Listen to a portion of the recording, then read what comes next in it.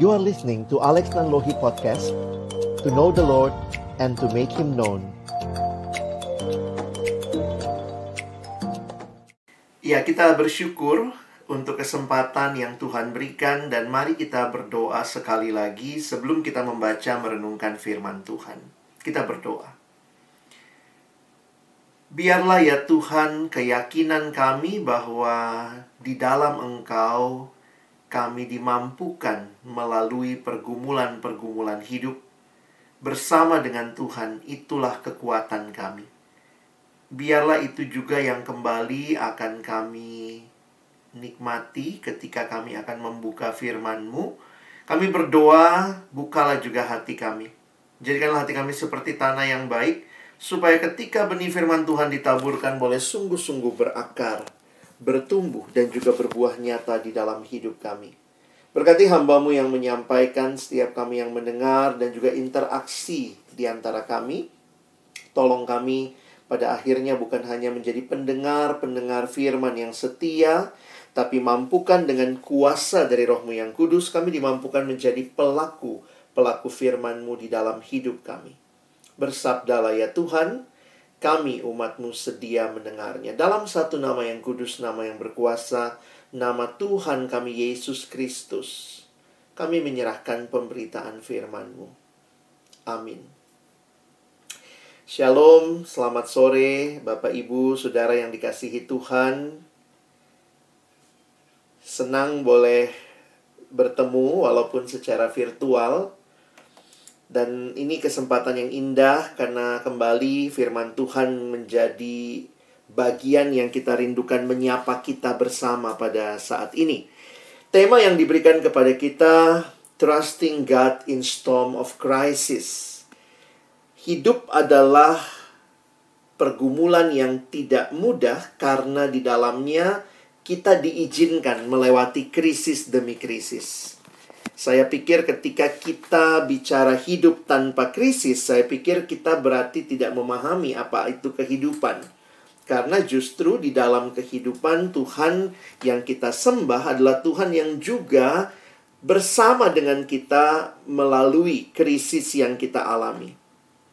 Dan inilah yang saya pikir menjadi penting bagi kita, secara khusus ketika kita juga menghadapi pergumulan Corona yang bukan hanya masalah kesehatan, tetapi juga di dalam banyak hal kita lihat telah menjadi masalah ekonomi, masalah sosial, masalah pendidikan, begitu ya, dan juga masalah di dalam spiritual. Tentu bagi saudara-saudara yang mungkin mengalami sendiri terdampak dengan COVID ini, baik secara kesehatan maupun mungkin orang-orang yang kita kasihi, atau mungkin juga kita ada yang sampai kehilangan orang-orang yang dikasihi maupun teman. Itu membuat kita menyadari bahwa ada krisis yang terjadi dan tidak mudah, ya. Dan belum lagi dengan pergumulan harus bekerja dari rumah. Untuk sebagian orang, ada yang akhirnya sudah masuk WFO tapi kemudian mesti balik lagi karena PSBB ketat kembali. Belum lagi anak-anak kita yang juga mengalami harus belajar online study, pembelajaran jarak jauh yang ternyata membuat masalah bukan cuma di tengah-tengah kondisi ini kan orang tua butuh kerja dengan laptop, dengan gadget, anaknya juga begitu. Dan ini semua pasti tidak mudah. Uang sekolah tetap jalan padahal belajarnya di rumah begitu ya. Nah, itu juga beberapa orang bergumul dengan hal-hal seperti itu. Lalu kemudian ya ibadah-ibadah online juga yang harus kita lalui. Dan termasuk juga sore hari ini waktu kita berkumpul bersama. Tapi yang menarik yang saya lihat adalah kehadiran Tuhan yang nyata dalam krisis yang kita hadapi. Saya pikir ketika kita masih bisa berkumpul seperti ini, kita bisa saling mendoakan, saling menguatkan, dan mendengar firman. Ini menjadi cara Tuhan yang indah untuk membangun kita semua. Firman Tuhan yang akan kita renungkan, secara khusus saya ambil sore hari ini dari Markus pasal yang keempat, ayat 35 sampai ayat yang ke-41. Mari kita ikuti pembahasannya melalui apa yang saya sudah tulis semuanya di screen. Jadi nanti Bapak Ibu Saudara bisa coba mengikutinya. Ini adalah sebuah bagian yang menarik kalau kita perhatikan bagaimana Tuhan Yesus bersama dengan murid-muridnya, ya. Pada waktu itu, pada hari itu, waktu hari sudah petang, Yesus berkata kepada mereka, kepada murid-muridnya, marilah kita bertolak ke seberang. Ayat berikutnya menunjukkan kepada kita bahwa mereka meninggalkan orang banyak itu lalu bertolak dan membawa Yesus beserta dengan mereka dalam perahu di mana Yesus telah duduk, dan perahu-perahu lain juga menyertai dia. Nah, mungkin yang menarik buat kita, kenapa Yesus di perahu, ya? Nah, waktu itu juga Yesus mengajar dari perahu, dan salah satu cara menghindari orang banyak kalau mereka mau beristirahat itu dengan perahu mereka bertolak, begitu ya. Nah, perahu yang digali dalam penggalian arkeologis di Palestina waktu itu, jangan kita pikir juga perahunya yang biasa aja ya, tapi kira-kira seperti ini ya, perahu layar pada waktu itu.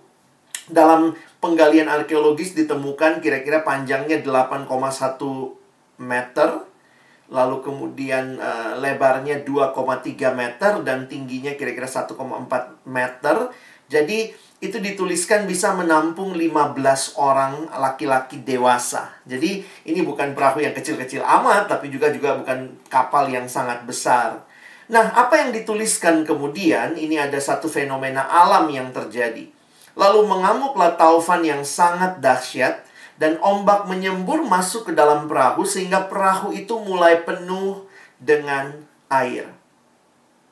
Secara arkeologis secara geografis ya, bahwa ternyata letak Danau Galilea yang ada di bawah permukaan laut ya, itu membuat memang tekanan angin itu sangat biasa menyebabkan taufan.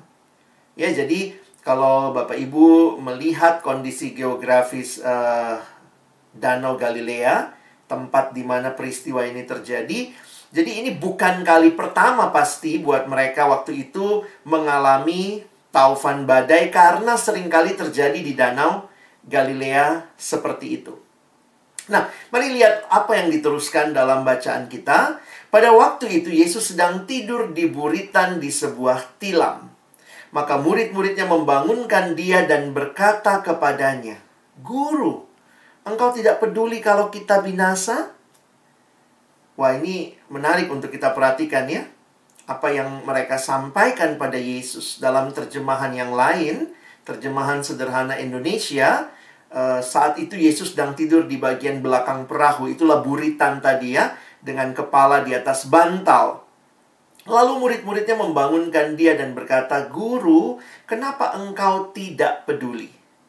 Sebentar lagi kita akan tenggelam dan binasa." Bapak, Ibu, Saudara yang dikasihi Tuhan, bagi saya ini menarik sebenarnya ketika dicatat seperti ini. Jangan lupa, murid-murid Yesus adalah nelayan.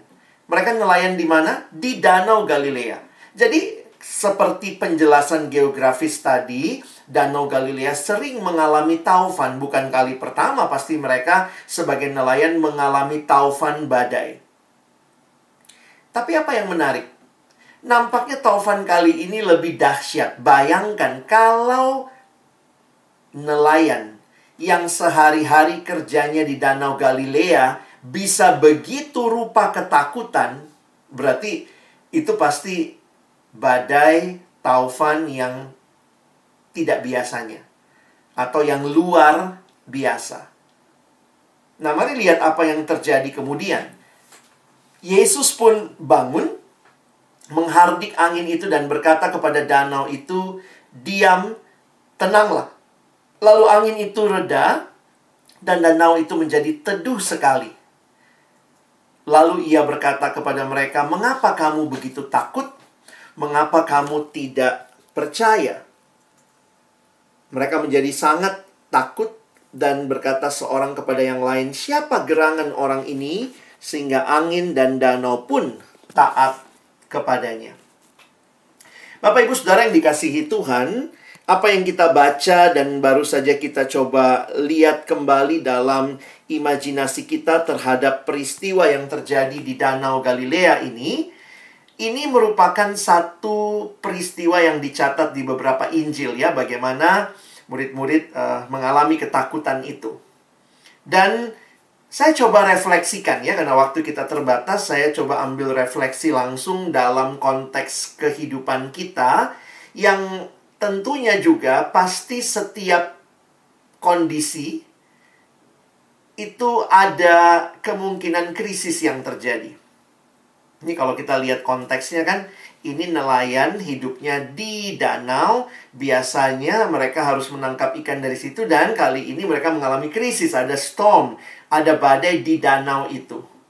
Nah, dalam hidup sehari-hari, bisa di pekerjaan, bisa di pergumulan hidup keluarga, kita pun mengalami krisis demi krisis. Dan saya pikir kita tentunya mau hidup tanpa krisis, tapi sayangnya nggak ada hidup seperti itu. Kita ada dalam dunia yang sudah jatuh ke dalam dosa, sehingga kita harus memahami bahwa krisis menjadi bagian dari kehidupan kita. Nah, ini yang mau sama-sama saya ajak kita pikirkan pada saat ini. Saya mencoba merefleksikan langsung seperti ini. Apa yang seringkali dirasakan ketika mengalami krisis dalam kehidupan? Nah, ini respon spontan dan sangat wajar yang biasanya terjadi. Nah, ada dua hal yang saya ingin angkat bagi kita saat ini. Yang pertama, perhatikan dalam pertanyaan Yesus, pertanyaan murid kepada Yesus, ya. Ini pertama, pertanyaan murid kepada Yesus. Lalu yang kedua, nanti kita refleksikan pertanyaan Yesus kepada murid, ya. Perhatikan ayat 38, pertanyaan Yesus kepada murid kepada Yesus, ya. Yesus tidur, lalu kemudian dibilang, "Guru, engkau tidak peduli kalau kita binasa?" Sebenarnya apa sih yang tersirat di dalam kalimat ini? Ini kalimat kita yang biasanya juga dalam kondisi krisis. Langsung yang terjadi biasanya ini nih. Kita mulai meragukan kasih Allah. Tuhan peduli nggak sih sama hidupku? Kalau betul dia peduli sama hidupku, kenapa saya mengalami seperti ini? Dan kalau Bapak Ibu perhatikan, ini yang terjadi di dalam konteks ini, ya. Di dalam konteks yang mereka sedang alami, ini yang terjadi. Mereka meragukan kasih Allah. Pak Edi bisa tolong slide saya? Jadi kalau Bapak Ibu perhatikan, meragukan kasih Allah menjadi pergumulan kehidupan kita biasanya di dalam krisis. Ketika mengalami krisis, yang muncul adalah kita meragukan kasih Allah. Banyak kali kita berpikir, kalau Allah mengasihi kita, harusnya tidak ada hal buruk yang terjadi pada hidup kita. Itu cara berpikir yang sangat wajar. Tetapi mungkin kita perlu naik kelas dalam iman kita, ya. Apakah kita cuman menjadi orang yang percaya ketika hal-hal yang baik saja terjadi dalam hidup kita?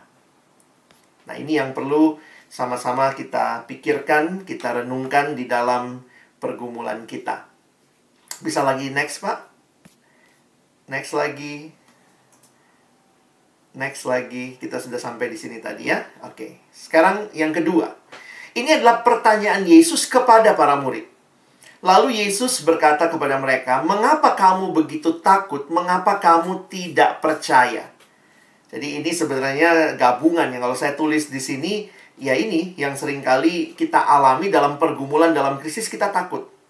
Jujur aja pandemi ini pasti menakutkan buat sebagian besar orang. Mungkin ada yang merasa tidak takut, atau ada yang bahkan tidak percaya ada virus corona ini.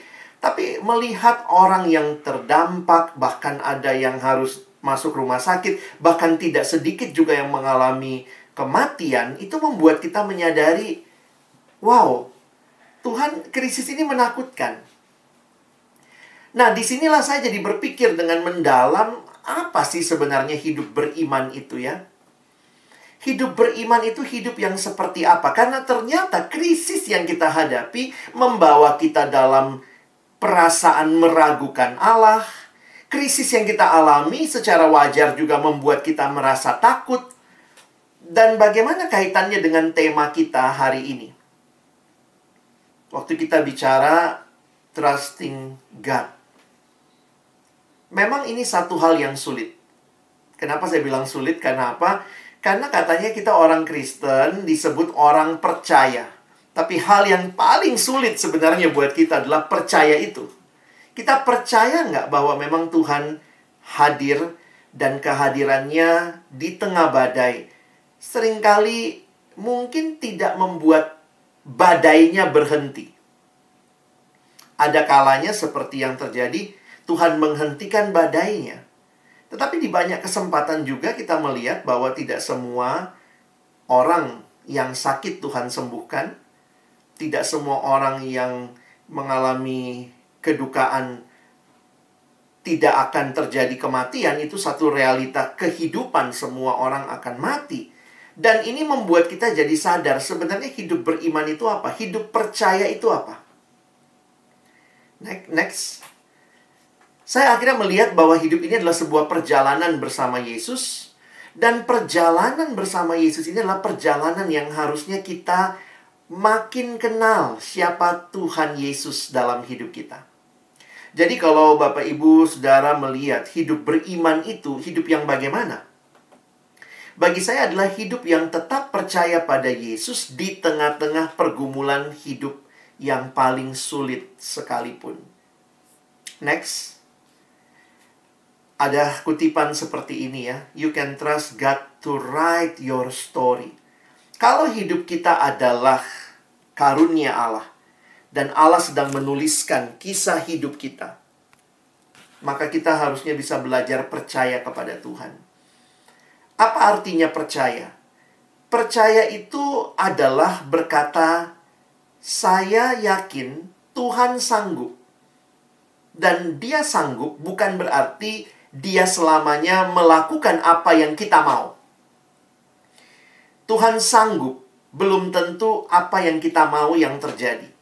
Seringkali orang mengatakan hidup beriman kepada apa yang saya mau. Hidup beriman sesungguhnya adalah belajar percaya apa yang Tuhan mau, dan itulah yang kita lewati dalam hari-hari pergumulan kita. Ketika melihat cerita ini, next, saya melihat paling tidak, next lagi, murid-murid setelah peristiwa ini terjadi, harusnya mereka meyakini bahwa Yesus itu lebih berkuasa dari alam. Dan itu yang kita lihat dalam cerita ini. Jadi pergumulan hidup harusnya yang kita alami menolong kita bertanya begini. Bukan mengapa Tuhan.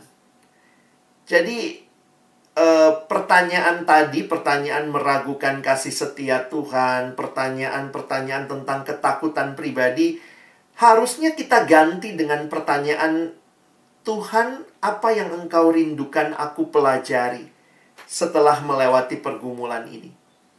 Atau mungkin bahasa yang lebih sederhana, setelah melalui krisis-krisis kehidupan, siapa Yesus yang saudara percaya? Apakah saudara percaya Dia Yesus yang berkuasa atas alam? Kalau nanti Bapak Ibu Saudara melanjutkan Markus 5, coba lihat next slide. Di Markus pasal yang kelima ayat 1-20, Bapak Ibu nanti bisa melihat bagaimana Yesus berhadapan dengan seorang yang dirasuk setan. Saya membayangkan murid-murid ikut Yesus ya. Ketemu orang ini lalu Yesus mengusir setannya. Setelah peristiwa itu, siapa Yesus yang mereka percaya? Wow, Dia bukan hanya bisa berkuasa atas alam ketika peristiwa angin ribut. Dia bukan hanya berkuasa atas alam, tapi juga atas setan. Next lagi, kita lihat di Markus pasal 5 ayat 25. Perempuan yang sakit pendarahan 12 tahun. Kalau Bapak Ibu jadi murid yang ikut sama Yesus waktu itu dan lihat perempuan itu, Tuhan panggil maju, siapa yang menyentuh aku dan siapa yang mengalami kesembuhan? Apa yang kita yakini? Apa yang kita makin percayai? Yesus berkuasa atas penyakit. Dan next lagi yang terakhir. Nah, kalau Bapak Ibu perhatikan di Markus pasal 5 ayat 21 dan 35 sampai 43, bagaimana Yesus membangkitkan anak dari kepala pasukan itu, begitu ya. Jadi akhirnya kita melihat begini, kalau kita mengalami krisis, maka marilah kita belajar tetap percaya kepada Tuhan dan bertanya, Tuhan, setelah saya melalui ini, siapakah Engkau yang aku percayai? Karena ini akan jadi penting buat kita dalam kehidupan beriman kita. Karena apa? Krisis akan senantiasa ada di dalam hidup. Dan Menyadari ada krisis dan menyadari ada Kristus yang hadir dalam krisis itu harusnya membawa kita makin percaya. Tuhan kalau mau hentikan COVID itu bisa. Dia hentikan hari ini juga, jam ini, detik ini juga Tuhan bisa. Dia berkuasa. Tetapi ketika itu terjadi dan tetap Tuhan izinkan, apakah kita tetap percaya Dia Tuhan yang berkuasa? Nah, ini disinilah iman kita yang seringkali melampaui realita yang kita hadapi. Next. Nah, saya mengutip kalimat dari David Platt. Dia mengatakan, "Who you say Jesus is will determine about how you follow Him." Apakah perjalanan kita makin mengenal Tuhan? Dan perjalanan itu akhirnya, next slide, bagaimana perjalanan bersama dengan Tuhan itu mengubahkan kehidupan kita. Saya mengalami krisis juga karena ayah saya meninggal dalam masa COVID ini. Walaupun meninggal karena sakit tua, tetapi menyadari harus mengantar ke rumah sakit. Waktu itu harus di swab. Saya yang menunggu di rumah sakit pun harus rapid segala macam. Saya pikir nggak mudah. Tapi kemudian setelah melewati krisis, ayah saya meninggal. Semua berjalan dengan baik dalam pemakaman dan seterusnya. Saya melihat, iya ya, saya makin meyakini bahwa Tuhan yang memelihara hidup. Bukan dokter. Bukan uang kita yang kita punya untuk membayar dokter bahkan. Membayar ongkos pengobatan. Tapi Tuhan yang pelihara hidup. Krisis ada. Tapi setelah melewatinya, mengalami semua itu, apa yang makin kita sadari tentang siapa Tuhan buat hidup kita. Next slide. Saya dapat kutipan ini dan menarik ya waktu merenungkannya. Sometimes God calms the storm. Other times He calms the sailor. And sometimes He make us swim. Keluar dari perahu itu ya. Saya pikir hidup beriman itu dinamis. Nggak ada teorinya. Kalau ini dialami oleh satu orang, maka orang lain akan mengalami hal yang sama. Belum tentu. Itulah pergumulan kita dengan Tuhan. Dinamika iman kita dengan Tuhan. Tapi satu hal bila kita percaya ya. Next slide sebagai yang terakhir. Oh, ada dua lagi ya. God is too good to be unkind. He is too wise to be mistaken. And when we cannot trace His hand, we must trust His heart. Sama seperti seorang anak yang tidak bisa sepenuhnya mengerti apa yang orang tuanya lakukan. Mari belajar percayalah sama orang tua kita ya. Bahwa yang mereka lakukan itu yang baik, kira-kira begitu ya. Mari belajar percaya sama Tuhan. Next slide. Jadi refleksi kita, next lagi. Next, ya, ini yang terakhir ya. When you run alone, it's called race. When God runs with you, it's called grace. Nah, saya tutup dengan ilustrasi tadi. Satu waktu dalam satu desa, ini ilustrasi saja ya. Dalam satu desa ada wabah penyakit juga yang terjadi. Dan karena itulah orang berbondong-bondong menyuruh membawa anak untuk divaksin. Nah, kemudian waktu itu terjadi di desa itu ada satu orang tua ya, karena banyak orang tua yang ternyata nggak percaya juga dengan vaksinnya sehingga sedikit yang mau divaksin. Tapi ada satu orang tua, seorang ibu, dia bawa anaknya yang masih balita untuk divaksin. Dan ketika dia bawa anaknya itu tahu, wah mesti ke dokter. Dia langsung lihat dokter, lihat rumah sakit. Nangis begitu ya. Tapi ibunya gendong anak itu dan sampai di dokter, ibunya oper anaknya ke perawat, lalu perawatnya pegang anak itu, lalu dokter datang dengan jarum suntik yang besar. Dan anak itu dalam keterbatasan pengertiannya, dia lihat kepada dokter, dia lihat kepada perawat, dia nangis. Dan anak itu bilang dalam hatinya, mamaku jahat. Karena dia lihat mamanya cuma nonton di sebelah sambil foto-fotoin, mamanya ketawa-ketawa. Masa saya mau disuntik begini, mama cuma ketawa-ketawa? Jadi anak itu nangis dan dia lihat mamanya tertawa. Setelah jarum suntik itu masuk, selesai divaksin, lalu kemudian dibalikin lagi anaknya ke mamanya. Anaknya malingkan muka, marah sama mamanya. Mama gue jahat. Begitu sakit jarum itu masuk dan segala macam. Dan tambah sakit hati lagi waktu pulang dia lihat mamanya ketawa-ketawa sama dokter, ketawa-ketawa sama perawat, bahkan kasih duit lagi sama dokternya begitu ya. Tambah kesel lah anak yang kecil ini ya.